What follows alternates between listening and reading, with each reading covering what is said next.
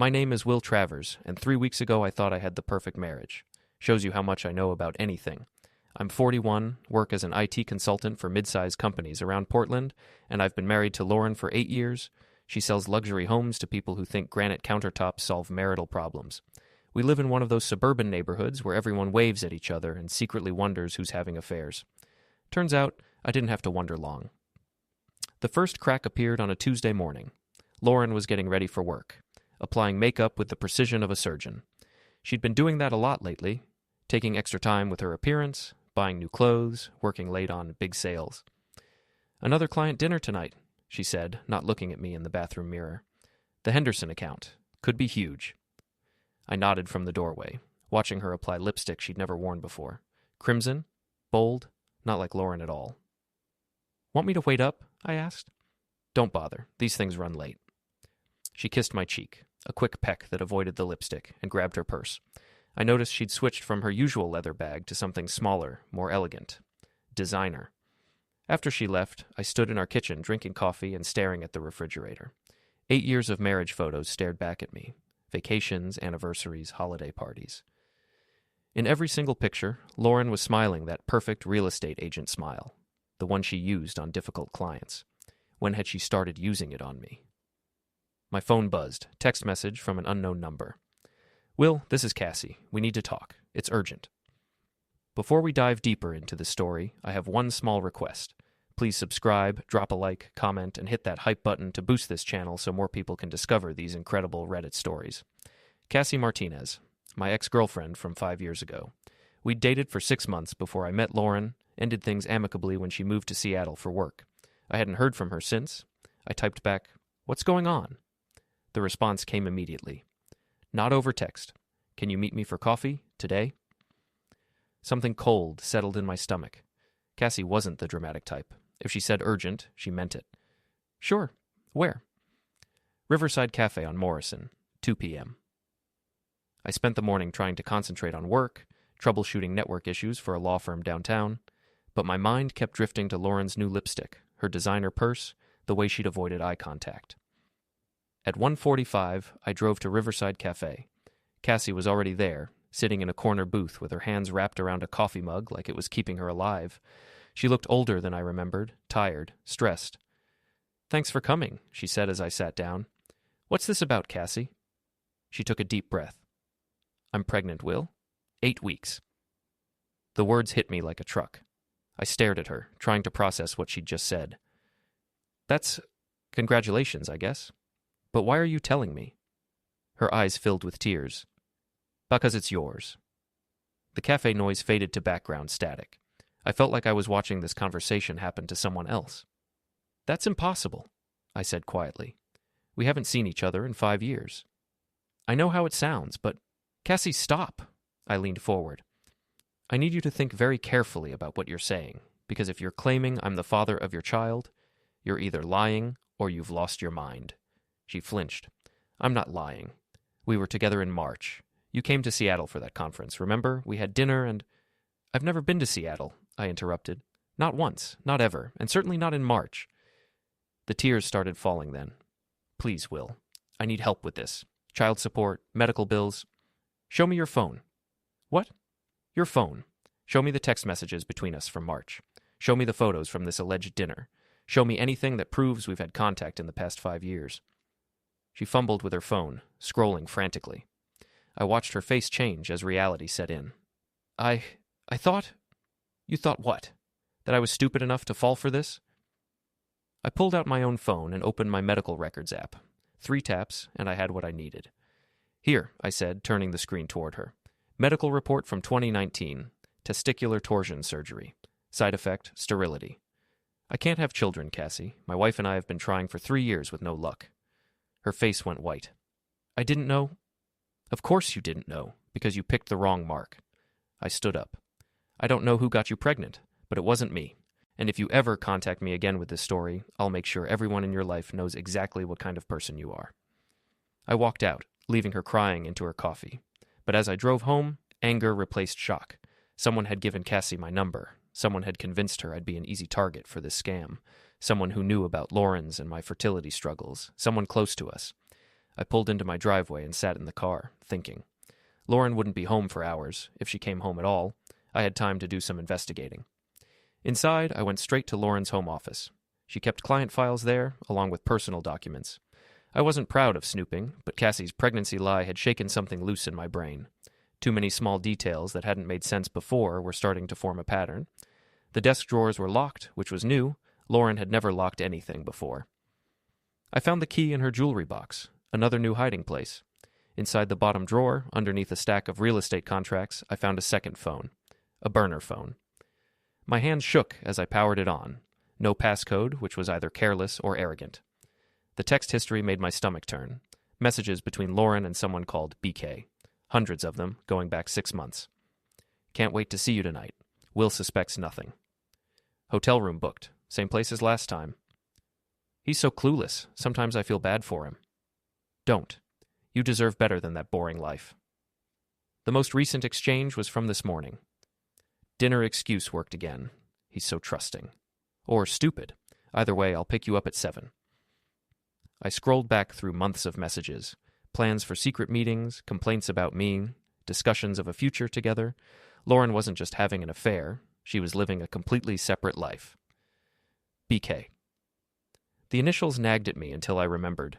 Brian Kessler, property developer. I'd met him at a few of Lauren's work events. Smooth talker, expensive suits, the kind of handshake that lingered too long. I took photos of every message with my own phone, then put the burner back exactly where I'd found it. As I sat in Lauren's chair, surrounded by evidence of her betrayal, something strange happened. The hurt I expected didn't come. Instead, I felt relieved. Like a puzzle I'd been struggling with for months had suddenly solved itself. Lauren's distance, her new clothes and makeup, the locked drawers and secret phone, the convenient work dinners and late nights. All of it made perfect sense now. My phone rang, Lauren's number. Hey, I answered, keeping my voice normal. Hi, honey. Just wanted to let you know dinner's running really late. I might not be home until after midnight. No problem. I'll probably be asleep. You're the best. I love you. Love you too. I hung up and checked the time. 6:30 p.m. According to the burner phone, Brian was picking her up at 7. I had a choice to make. Confront her now or gather more evidence first. The smart move was to wait. Get everything documented before she could destroy evidence or spin the story. But part of me wanted to drive to that hotel and catch them in the act. Instead, I called my friend Pete. Pete Garrison owns a garage on the east side of town. We've been friends since college, and he's the most straightforward person I know. If anyone could help me think through this situation clearly, it was Pete. Will? What's up, man? I need to talk to someone. Can I come by? Shop's closed, but I'm still here. Come on over. 20 minutes later, I was sitting in Pete's office telling him everything. The pregnancy scam, the burner phone, the affair. Pete listened without interrupting, occasionally shaking his head. Man, he said when I finished. That's rough, but at least you know now. What would you do? Pete thought for a moment. Honestly, I'd make sure she couldn't screw me over in the divorce. Document everything, protect your assets, then serve her papers. That feels too easy. Easy? Pete laughed. Divorce is never easy, but it's clean. You get out, start over, find someone who won't treat you like garbage. I understood his logic, but something didn't feel right about just walking away. Lauren had made me look like a fool for months. She'd lied to my face every single day while planning a future with another man. And somehow, she'd connected Cassie to our fertility problems. That wasn't coincidence. That was calculated cruelty. I want them to face consequences, I said. What kind of consequences? The kind that make them understand what they've done. Pete gave me a long look. Will, I get that you're angry, but don't do anything stupid. Lauren's not worth going to jail over. I'm not talking about violence. I'm talking about justice. Those aren't always the same thing. I drove home around 10, my mind churning with possibilities. Lauren's car wasn't in the driveway, which meant she was still with Brian, still lying to my face while planning her escape. But she'd made one crucial mistake. She'd underestimated me. For 8 years, I'd been the reliable husband, the steady provider, the one who fixed problems quietly and never caused drama. Lauren saw that as weakness. She was about to learn the difference between weakness and patience. I spent the next hour researching Brian Kessler online, social media profiles, business records, news articles. He was everything I'd expected, successful, arrogant, and careless with details. His Instagram was particularly revealing. Photos of expensive dinners, luxury cars, vacation spots, and in the background of several recent photos, I spotted Lauren, carefully cropped out of the frame, but unmistakably there. They weren't even trying to hide it anymore. At 12:47 a.m., I heard Lauren's car in the driveway. I closed my laptop and pretended to be asleep as she crept into the bedroom. She slipped into bed beside me, smelling like unfamiliar cologne. "How was dinner?" I whispered. "Fine. Sorry I'm so late." "No worries. I love you." "Love you too." Within minutes, she was asleep. I lay there listening to her breathe, planning my next move. Lauren thought she was living 2 lives successfully. She thought I was too trusting, too boring, too stupid to figure out her game. Tomorrow, I'd start proving her wrong. I woke up before Lauren, which wasn't unusual. What was unusual was the clarity I felt.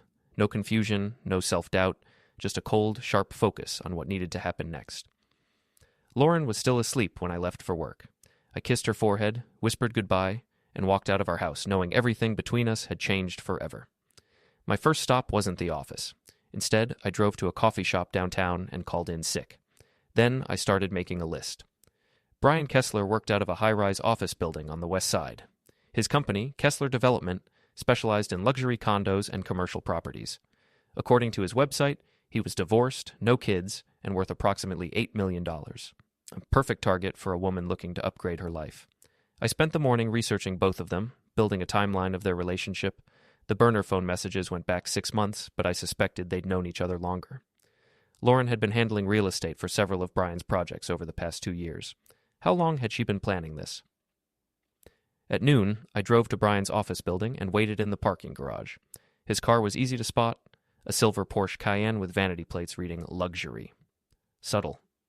I didn't have a plan yet, just a need to see him, to understand what Lauren saw in this man that she couldn't find in me. At 12:30, Brian emerged from the elevator with 2 other men in expensive suits. They were laughing about something, probably a deal they'd just closed or a competitor they'd screwed over. Brian had the kind of confidence that came from never facing real consequences. He was handsome, I had to admit. Tall, well-built, perfectly groomed, everything I wasn't. But there was something else in his face, a smugness that made my jaw clench. This was the man my wife was planning to leave me for. As his group walked toward the Porsche, I heard Brian's voice clearly for the first time. Told her husband she was showing properties until midnight. Guy never questions anything, makes it easy. The other men chuckled. One of them said, "Lucky you found such a convenient situation." "Convenient and temporary," Brian replied, unlocking his car. "I'm not looking for another wife, just having some fun until I get bored." My hands gripped the steering wheel so tightly my knuckles went white. Brian wasn't planning a future with Lauren. He was using her, just like she was using me. The only difference was that he was honest about his intentions, at least to his friends. I followed the Porsche at a distance, watching Brian drive to an upscale restaurant where he met a blonde woman for lunch. They kissed hello, and she was wearing an engagement ring, so Brian was cheating on his fiancée with my wife, who was cheating on me with him. Perfect. I took photos of Brian and the blonde woman, then drove home to wait for Lauren. She had a showing at 3 o'clock, or at least that's what she'd told me. At 2:45, I watched from our bedroom window as Lauren got into her car. Instead of following her, I used the Find My Phone app to track her location. We'd set it up years ago for safety reasons, and Lauren had never thought to disable it. Her phone moved across town to the Marriott downtown, the same hotel mentioned in several of the burner phone messages. I gave them 30 minutes, then drove to the hotel. Lauren's car was in the parking garage next to Brian's Porsche. This time, I didn't just take photos. I made a video, walking slowly past both cars, clearly showing the license plates and the timestamp. Then I went up to the hotel lobby and asked the desk clerk about their restaurant. "Oh, we don't have a restaurant," she said helpfully. "Just room service. Are you meeting someone for lunch?" "My wife," I said. "She's here for a business meeting." "How nice. I hope it goes well." I thanked her and left, adding her statement to my mental evidence file. Back home, I uploaded all the photos and videos to a secure cloud storage account. Then I created a detailed timeline of Lauren's lies, cross-referenced with the burner phone messages and her actual location data. The pattern was clear and damning. My phone rang. Lauren. "Hi, honey. The showing went great, but now the clients want to see 3 more properties. I'll probably be out until 8 or 9. I checked the phone tracker. She was still at the hotel. "That's wonderful, sweetheart. I'm proud of you." "Thanks. You're so supportive. I don't know what I'd do without you." The casual cruelty of that statement hit me like a physical blow. She was lying to my face while planning to abandon me, and she had the audacity to thank me for being supportive. "I love you, Lauren." "Love you too. See you tonight?" I hung up and stared at my phone, feeling something shift inside me. The hurt was still there, but it was being replaced by something colder, something calculating. Lauren and Brian thought they were so clever, so careful. They thought I was too trusting to figure out their game. They were about to learn how wrong they were. I spent the rest of the afternoon researching divorce law and asset protection. Oregon was a no-fault state, which meant adultery wouldn't directly impact property division, but it could influence spousal support, especially if I could prove Lauren had been planning to leave me for months. I also looked into Brian's business dealings. Kessler Development had been involved in several controversial projects over the past few years. Nothing illegal, but plenty of angry neighbors and environmental groups. The kind of man who made enemies easily. At 8:30 p.m., Lauren came home with takeout from an expensive restaurant. "Thought you might be hungry," she said, kissing my cheek. The clients insisted on buying dinner after I found them the perfect house. She smelled like hotel soap and Brian's cologne, but her story was smooth and confident. If I hadn't seen the evidence myself, I might have believed her. We ate dinner while Lauren told me elaborate lies about her day. The fictional clients, the properties she'd supposedly shown, the deal she was close to closing. She was a gifted storyteller. I had to give her that. After dinner, she went upstairs to shower. I heard the water running and knew I had maybe 10 minutes. I went to her office and checked the burner phone again. New messages from this afternoon. "Hotel was perfect as always. You're amazing. Can't wait to do it again tomorrow. Same time? Same place?" "Absolutely. Will thinks I'm showing the Morrison property." I photographed the new messages, then noticed something else. A business card tucked behind the phone. "Cassie Martinez, marketing consultant, Seattle." My ex-girlfriend's business card, in Lauren's locked drawer. The pieces clicked together with sickening clarity. Lauren had orchestrated the pregnancy scam. She'd given Cassie my number, probably fed her just enough information to make the story believable. The goal wasn't money. It was to make me look like a cheater, to give Lauren justification for leaving me. If I'd fallen for Cassie's lie, Lauren could have played the victim, the faithful wife whose husband got another woman pregnant. She'd have gotten sympathy, support, and probably a better divorce settlement. But I'd exposed Cassie's lie immediately, which meant Lauren's backup plan had failed before it started. I heard the shower turn off upstairs. Quickly, I put everything back and returned to the living room. Lauren came downstairs in her robe, looking relaxed and happy, probably planning tomorrow's lies. "I'm exhausted," she said, settling onto the couch next to me. "It's been such a long day." "I bet it has." She curled up against my side, and I wrapped my arm around her. For a moment, it felt like the old days, before the lies, before Brian, before everything fell apart. "Will?" "Yeah?" "Do you ever think about what you'd do if something happened to us? To our marriage?" The question caught me off guard. "What do you mean?" "I don't know. Sometimes I wonder if we're really happy or if we're just comfortable." I felt her testing the waters, looking for cracks in my facade, maybe planning to plant seeds of doubt that would make her eventual departure seem mutual. "I'm happy," I said carefully. "Are you?" "Most of the time. But don't you ever want more excitement, more passion?" "I have everything I need right here." She was quiet for a long moment. Then, "You're a good man, Will. You deserve someone who appreciates that." The irony was staggering. She was setting up her exit strategy while lying in my arms, probably thinking about Brian. "I appreciate you," I said. "I know you do." We watched TV until 11, then went to bed. Lauren fell asleep quickly, but I lay awake planning. Tomorrow, I'd start phase 2 of my investigation. I needed more evidence, more documentation, and I needed to understand exactly what Lauren and Brian were planning. But I also needed to decide what kind of justice I wanted.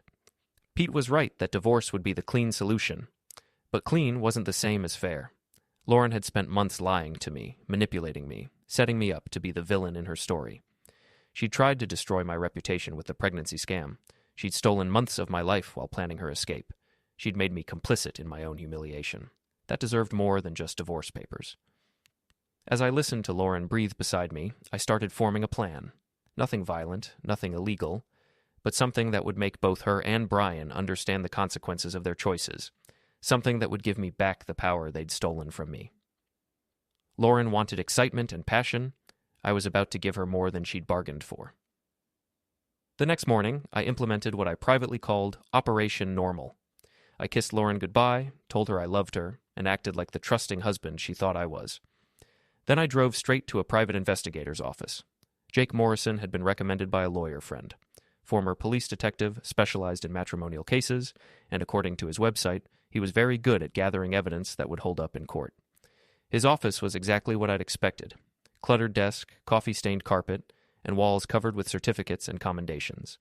Jake himself was a big man with gray hair and tired eyes. "Cheating wife?" he asked before I'd even sat down. "That obvious?"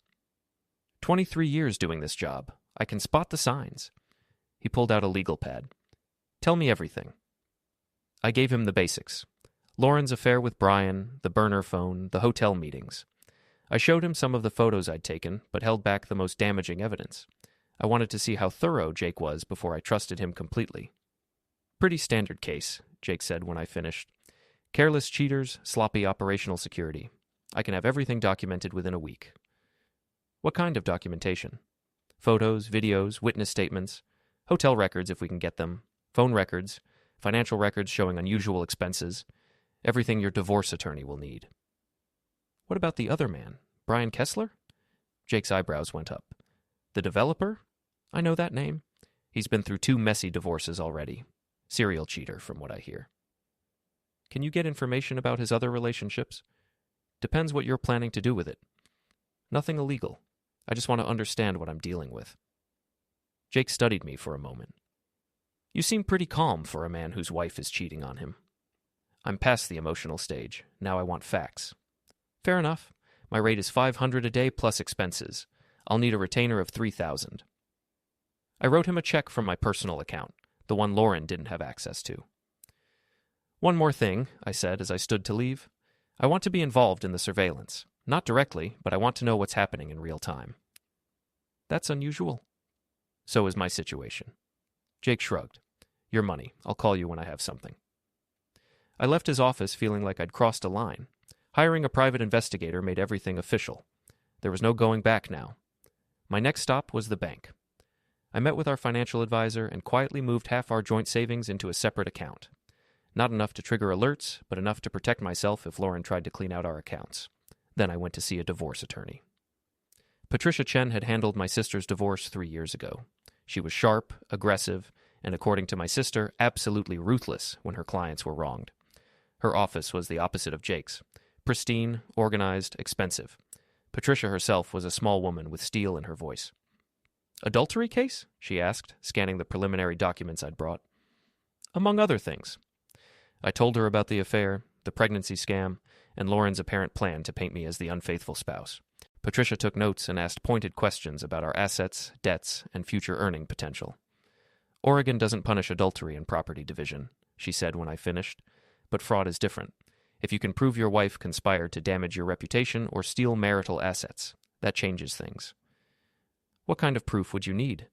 "Documentation, communication records, witness testimony. The more evidence, the stronger your position." I thought about the burner phone, the hotel receipts, the messages between Lauren and Brian. "How long do I have to gather evidence?" "As long as you want, within reason. But don't wait too long. The longer you know about the affair and don't act, the weaker your case becomes." "What if I wanted to confront them first? Get them to admit things on record?" Patricia's eyes sharpened. "What kind of confrontation?" "Nothing violent, but something that might make them reveal their true intentions. Be very careful, Mr. Travers. Anything that could be construed as harassment or intimidation will hurt your case." "I understand." I left Patricia's office with a clear understanding of my legal position. Now I needed to understand my tactical position. That evening, Lauren announced another late client dinner. This time, I was ready. I'd spent the afternoon shopping for surveillance equipment. Nothing fancy, just a small GPS tracker and a voice-activated recorder, both perfectly legal to use on my own property and vehicles. While Lauren was getting ready, I attached the GPS tracker to her car. The voice recorder went in her purse while she was in the shower. "Have a good dinner," I said, kissing her goodbye. "Thanks, honey. Don't wait up." "I won't." I watched her drive away, then opened the GPS tracking app on my phone. Her car moved across town to Brian's condo building. Interesting. They were meeting at his place instead of the hotel. I gave them 30 minutes, then drove to Brian's building. It was one of those luxury high-rises with a doorman and valet parking. Lauren's car was in the visitor section. I parked across the street and called Jake Morrison. "I thought you might want to know," I said when he answered. "They're at Brian's condo right now. Unit 2847, according to the building directory." "You're there now?" "Across the street." "Stay put. I'll be there in 20 minutes. Jake arrived with a camera that looked like it belonged in a nature documentary. We sat in his van, watching the building entrance. "How long have you known?" Jake asked. "About the affair? A few days. But I've suspected something was wrong for months." "That's the hardest part, looking back and realizing all the signs you missed." "I didn't miss them. I just trusted her." Same thing, in my experience. At 10:30, Lauren and Brian emerged from the building. They were holding hands, laughing about something. Brian walked her to her car, and they kissed goodbye like teenagers. Jake's camera captured everything. "Got it," he said. "Clear faces, intimate contact, timestamp. This'll hold up in court." I watched Lauren drive away, probably rehearsing the lies she'd tell me about her evening. "Jake, can you find out about Brian's other relationships, current and past?" "Sure. Why?" "I want to know if my wife is the only one he's stringing along." Jake grinned. "You're thinking like a detective. I like that." I drove home and was in bed, pretending to sleep, when Lauren crept in at midnight. "How was dinner?" I whispered. "Long but productive. I think I landed a big client." "That's great, sweetheart." She curled up next to me, and I smelled Brian's cologne on her skin. The next morning, I retrieved the voice recorder from Lauren's purse. Most of the recording was ambient noise, but there were several clear conversations between Lauren and Brian. The most revealing exchange happened in Brian's condo. "How much longer do we have to sneak around like this?" Lauren's voice. "Not much longer. I'm getting tired of the secrecy, too." Brian's voice. "Will is starting to ask more questions. Last night he wanted to know why I've been working so many evenings." "What did you tell him?" "The usual. Big clients, important deals. He believes whatever I say." "Lucky for us. My fiancée is getting suspicious, too." "You're still planning to marry her?" "For now. The prenup protects most of my assets, and her father's connections are useful for business." "What about us?"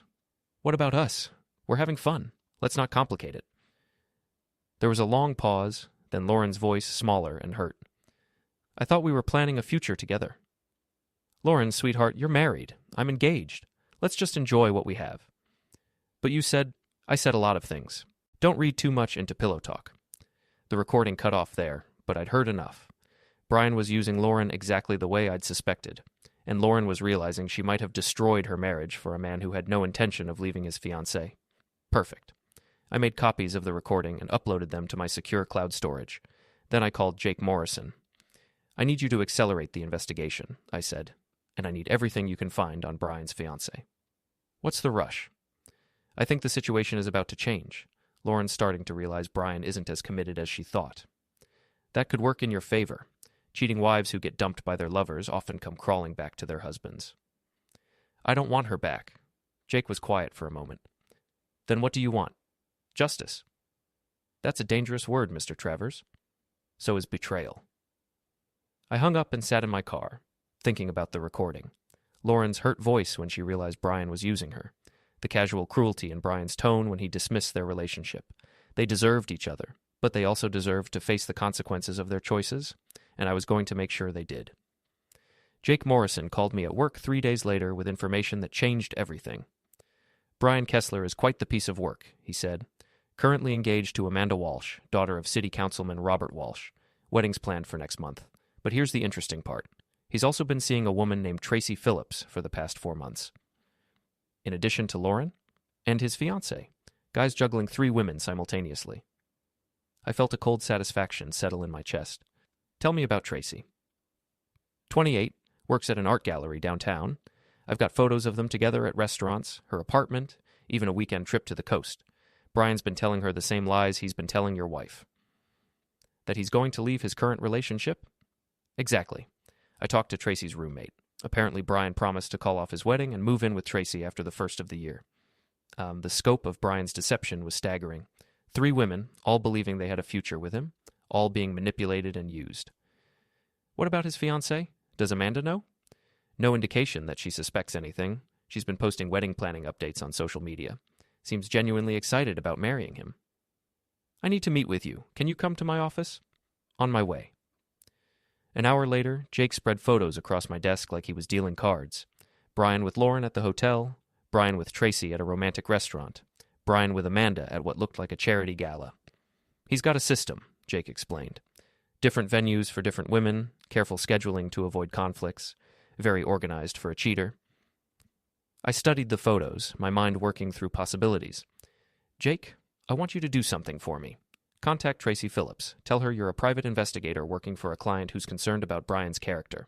Show her the photos of him with Lauren and Amanda. That's playing with fire, Mr. Travers. Brian's been playing with fire for months. It's time he got burned. Jake looked uncomfortable. What about your wife? If Tracy confronts Brian, he might tell Lauren about the investigation. I'm counting on it. I spent the rest of the day planning my next moves. Lauren and Brian thought they were in control of their situation, carefully managing their lies and deceptions. But they were about to discover that secrets have a way of exploding when you least expect it. That evening, Lauren announced another late client meeting. I kissed her goodbye and wished her luck, then drove to Brian's office building. His Porsche was in the parking garage, which meant he was still at work. Perfect. I'd brought a small toolkit and a bag of supplies. Nothing destructive. I wasn't going to damage his car. But I was going to send a message. I attached a GPS tracker to his Porsche, identical to the one on Lauren's car. Then I placed a small, battery-powered speaker under the rear bumper. The speaker was connected to my phone via Bluetooth, with a range of about 50 feet. Finally, I left a note under his windshield wiper. Your secrets aren't as safe as you think. A concerned citizen. Then I drove to a coffee shop across the street and waited. At 7:30, Brian emerged from the building with two colleagues. They were heading toward the Porsche when Brian spotted the note. I watched him read it, his face changing from confusion to anger. He looked around the parking garage, searching for whoever had left the message. Then I activated the speaker. Brian Kessler, my electronically disguised voice echoed through the garage.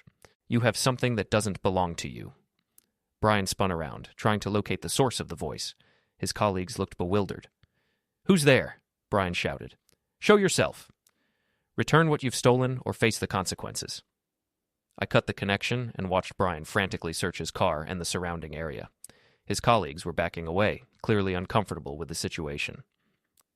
After 10 minutes of fruitless searching, Brian got in his car and drove away. I followed at a distance, watching his location on the GPS tracker. He went straight to Lauren. They met at a different hotel this time, probably thinking they were being more careful. I parked across the street and called Jake Morrison. Phase 1 is complete, I said when he answered. What's Phase 1? Making Brian paranoid. He just received his first warning. Will, I have to ask, are you planning anything illegal? Nothing illegal, nothing violent. Just giving people the information they need to make informed decisions. That's a politician's answer. It's the only answer you're getting. I hung up and watched the hotel entrance. My phone buzzed with a text message from an unknown number. Mr. Travers, this is Tracy Phillips. I think we need to talk. Jake worked fast. I texted back. When and where? Tomorrow, 6 p.m., Riverside Cafe on Morrison. The same place where Cassie had tried to run her pregnancy scam. There was a certain poetic justice in that. I'll be there. The next evening, I arrived at Riverside Cafe early and chose a corner booth where we could talk privately. Tracy Phillips was easy to spot when she walked in.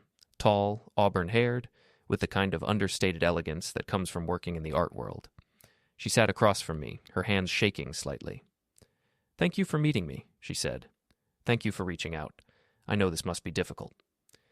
The investigator showed me photos of Brian with other women, including your wife. I nodded. I'm sorry you had to find out this way. How long have you known? About a week. How long have you been seeing Brian? 4 months. He told me he was engaged, but that he was going to call off the wedding. He said he'd never felt this way about anyone before. The pain in her voice was familiar. I'd heard it in Lauren's voice on the recording when she realized Brian wasn't as committed as she'd thought. Tracy, I need you to know that Brian isn't planning to leave his fiancée. I have recordings of him saying so. Her face crumpled.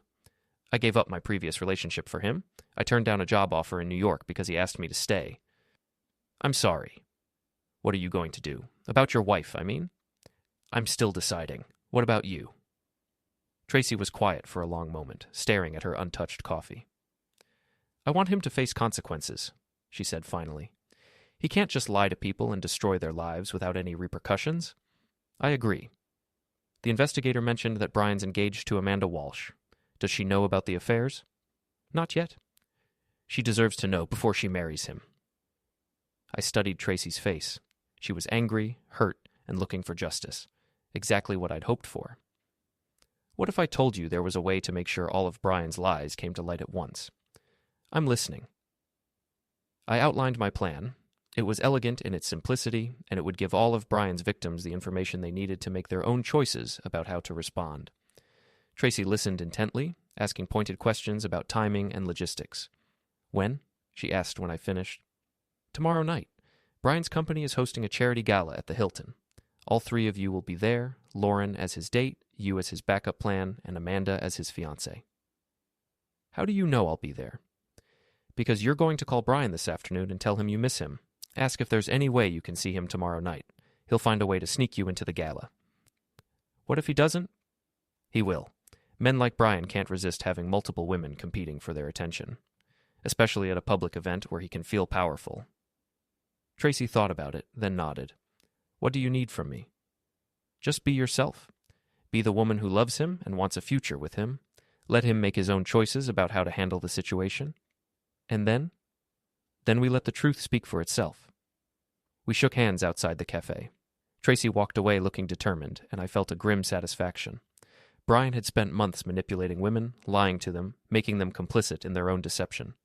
Tomorrow night, all of his lies would collide in one spectacular moment, and I would be there to watch it happen. The charity gala was exactly the kind of event Brian Kessler loved, an opportunity to network, show off his success, and feel important. The theme was Building Tomorrow's Community, which was ironic considering Brian's habit of destroying the communities around him. I wasn't invited, but I didn't need to be inside to execute my plan. Lauren had spent the afternoon getting ready, trying on 3 different dresses before settling on a black cocktail number that probably cost more than most people's monthly rent. You look beautiful, I told her as she checked her appearance one final time. Thank you. I wish you could come with me, but it's really a work thing. I understand. Have fun. She kissed my cheek and left, carrying a small clutch purse that contained the voice recorder I'd planted that morning. As soon as Lauren was gone, I drove to the Hilton and parked in the adjacent garage. From there, I had a clear view of the hotel's main entrance and valet station. Jake Morrison was positioned in the lobby, posing as a guest and taking discreet photos of the arrivals. We'd coordinated our timing perfectly. At 7:15, Brian arrived in his Porsche with Amanda Walsh on his arm. She looked radiant in a silver gown, clearly excited about the evening and her upcoming wedding. They posed for photos at the entrance, the perfect picture of a successful couple. At 7:45, Lauren arrived in an Uber, looking around nervously before entering the hotel. She was playing the role of a business associate attending the same event, carefully maintaining the fiction that she and Brian were nothing more than professional colleagues. At 8:10, Tracy Phillips walked through the entrance wearing a stunning red dress.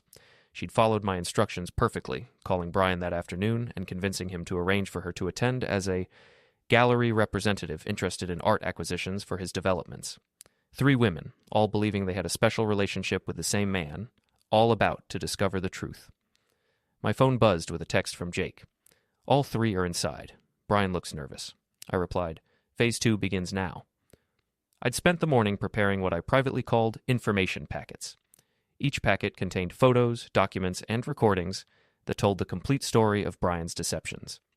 I'd prepared 4 identical packets, one for each woman and one for Brian himself. The delivery method was elegantly simple. I'd hired a courier service to deliver the packets to specific people at specific times during the gala. The couriers had been told they were delivering surprise gifts from an anonymous admirer. At 8:30, Amanda Walsh received her packet while she was in the ladies' room, away from Brian and the crowds. The courier, a college student earning extra money, handed her the manila envelope with a smile. This is for you, from someone who cares about your happiness. I watched through the hotel's glass doors as Amanda opened the envelope in the lobby. Her face went through a series of expressions: confusion, shock, disbelief, and finally, rage. The packet contained photos of Brian with both Lauren and Tracy, transcripts of his recorded conversations about manipulating all 3 women, and copies of hotel receipts and credit card statements showing his pattern of deception. Amanda stood in the lobby for a full 5 minutes, reading through everything twice. Then she walked back into the ballroom with the envelope in her hand. At 8:35, Tracy received her packet at the bar where she was waiting for Brian to acknowledge her presence. Her reaction was more controlled than Amanda's, but I could see the fury building in her posture. At 8:40, Lauren received her packet while she was talking to potential clients near the silent auction tables. She excused herself and found a quiet corner to examine the contents. The look on her face when she saw the photos of Brian with Tracy and read the transcripts of his dismissive comments about their relationship was everything I'd hoped for. Finally, at 8:45, Brian received his packet. The courier found him near the podium, preparing to give a speech about community development and corporate responsibility. Brian opened the envelope expecting another business proposal or congratulatory note. Instead, he found copies of everything I'd given to the three women, along with a simple note. The truth has a way of surfacing. Tonight, all your lies come home. I watched Brian's face drain of color as he realized what was happening. He looked around the ballroom frantically, probably trying to locate all three women and assess the damage. But it was too late. Amanda Walsh was walking toward him with purposeful strides, her silver gown flowing behind her like a battle flag. She was carrying the envelope and had the look of a woman who'd been pushed too far. Tracy Phillips was approaching from the other direction, her red dress making her impossible to miss in the crowd of black tuxedos and conservative gowns. And Lauren was moving toward the center of the ballroom from the auction tables, her face a mask of cold fury. The three women converged on Brian simultaneously, like wolves circling wounded prey. I couldn't hear the conversation from my position outside, but I could see everything through the hotel's floor-to-ceiling windows. Jake Morrison was inside, recording everything on his phone while pretending to check messages. Amanda spoke first, holding up one of the photos. Brian's face went from pale to red as he tried to explain. He was gesturing frantically, probably spinning some desperate lie about the photos being doctored or taken out of context. Tracy joined the conversation, showing Brian her own copy of the evidence. Now he was facing two angry women, while a crowd of Portland's social and business elite watched the drama unfold. Lauren arrived just as Brian was trying to back away from the confrontation. She grabbed his arm and thrust the hotel receipts in his face, her voice rising enough that nearby guests were starting to stare openly.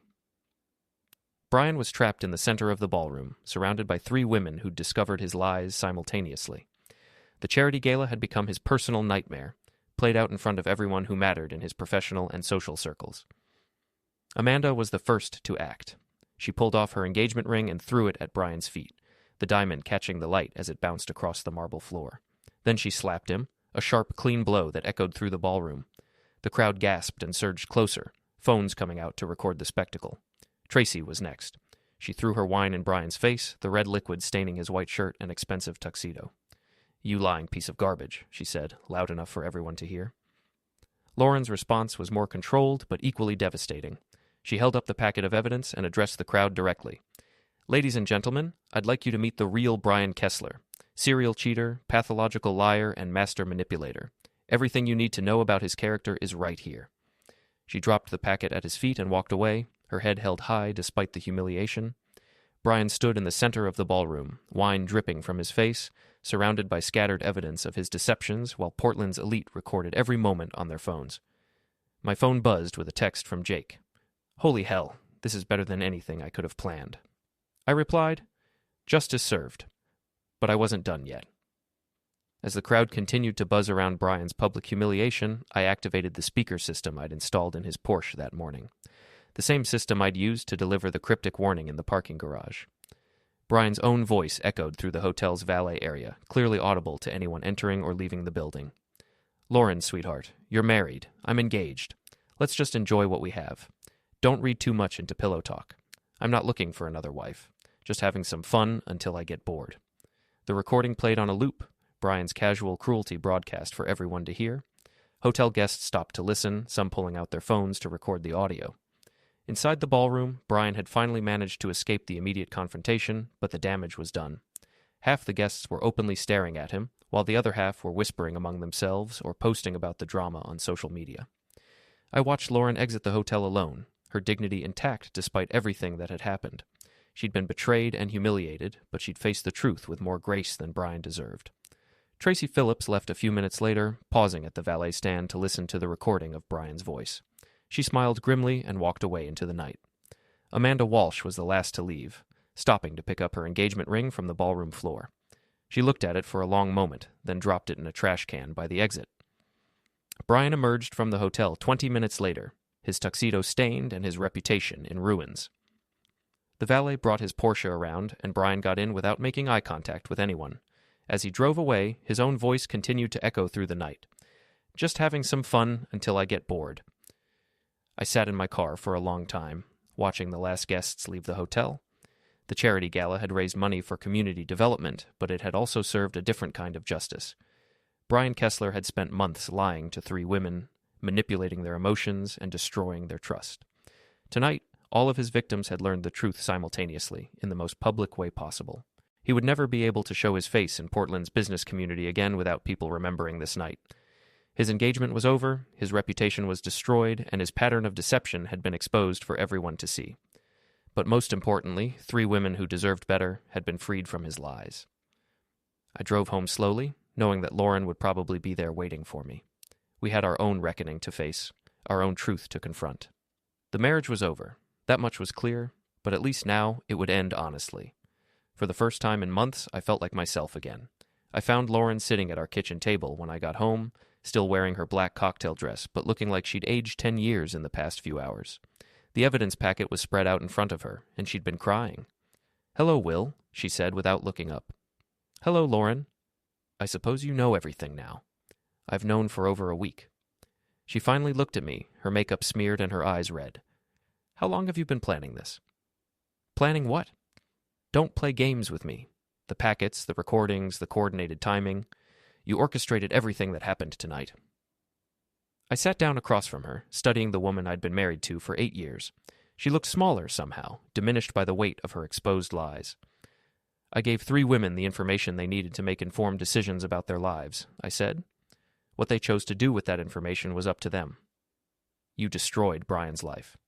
Brian destroyed his own life. I just made sure his victims knew the truth." Lauren was quiet for a long moment, staring at the photos of herself with Brian. "How did you get these?" "I hired a private investigator, and I followed you myself a few times." "The pregnancy thing with Cassie, you knew about that too?" "I knew you orchestrated it. I found her business card in your desk." Lauren's shoulders sagged. "I thought if you believed you'd gotten another woman pregnant, it would give me grounds for divorce, make me look like the victim instead of the cheater. But I exposed Cassie's lie immediately, which left you without an exit strategy. So you decided to create your own exit strategy." I decided to stop being a victim. We sat in silence for several minutes. Finally, Lauren spoke again. "What happens now?" "Now we get divorced, cleanly and honestly, without any more lies." "Will you try to destroy me the way you destroyed Brian?" I considered the question carefully. Lauren had betrayed me, lied to me, and tried to manipulate me into being the villain in her story. But she was also the woman I'd loved for 8 years, and despite everything, I didn't want to see her completely ruined. "No," I said finally. "Brian was a serial predator who hurt multiple women. You're just someone who made terrible choices. There's a difference." "Thank you. But Lauren, if you try to lie about what happened, if you try to paint me as abusive or controlling or anything other than what I am, then all bets are off.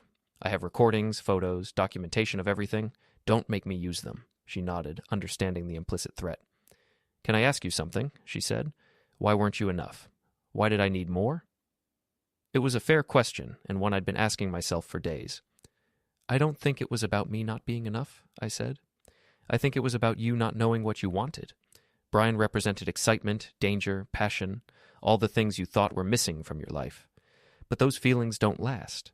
Eventually, you would have gotten bored with him too. Maybe. Definitely. You heard his recording. He was already getting bored with you."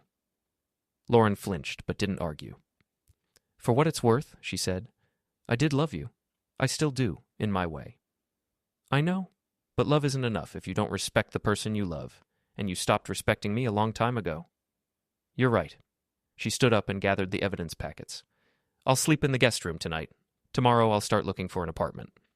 "Take your time. Do it right." She paused at the kitchen doorway. "Will? Yeah? I'm sorry for all of it. You deserved better." "Yes, I did." After Lauren went upstairs, I sat alone in the kitchen, processing everything that had happened. The marriage was over, but I felt oddly at peace with that reality. My phone buzzed with a text from Jake Morrison. "Hell of a night. You got your justice." I typed back, "Justice was served. Thanks for your help. What's next for you?" I thought about that question for a long time before responding.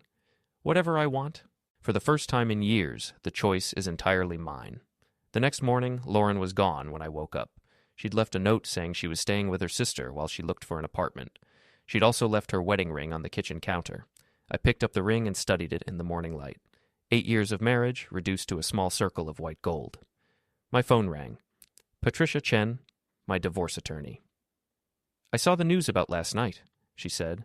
Very dramatic. News? Social media is buzzing about Brian Kessler's meltdown at the charity gala. Someone posted video of the whole thing. It's already gone viral.